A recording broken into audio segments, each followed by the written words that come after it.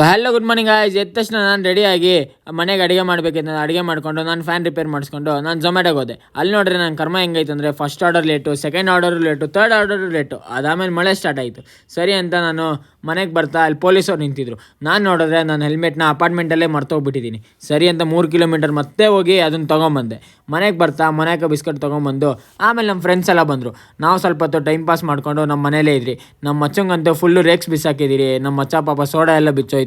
ಅದನ್ನ ರಿಪೇರ್ ಮಾಡಿಕೊಂಡು ನಾವೆಲ್ಲ ಮಸ್ತಾಗಿ ಅಲ್ಲೇ ಎಂಜಾಯ್ ಮಾಡಿಕೊಂಡು ಅಲ್ಲೇ ಸಾಯಂಕಾಲವರೆಗೂ ಅಲ್ಲೇ ಇದ್ರಿ.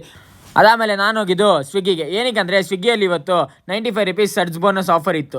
ಅದಕ್ಕೆ ನಾನು ನನ್ನ ಮಚ್ಚ ಇಬ್ಬರು ಸ್ವಿಗ್ಗಿ ಮಾಡೋಣ ಅಂತ ಡಿಸೈಡ್ ಆದ್ರಿ.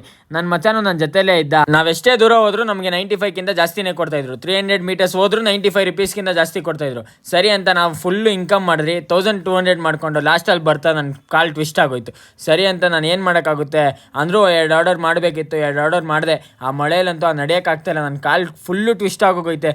ಅದನ್ನೆಲ್ಲ ಮುಗಿಸ್ಕೊಂಡು ನಾನು ಆಮೇಲೆ ಮನೆಗೆ ಬಂದೆ. ಮನೆಗೆ ಬಂದ ತಕ್ಷಣ ನಾನು ಫಸ್ಟ್ ಮಾಡಿದೆ ಬಿಸಿನೀರು. ಅದ್ರಲ್ಲಿ ನೀರು ಇಟ್ಬಿಟ್ಟು ನಾನು ಪೀಸಾಗಿ ಅದಕ್ಕೆ ಮಸಾಜ್ ಮಾಡ್ಕೊಂಡು ಮಲ್ಕೊಂಡೆ.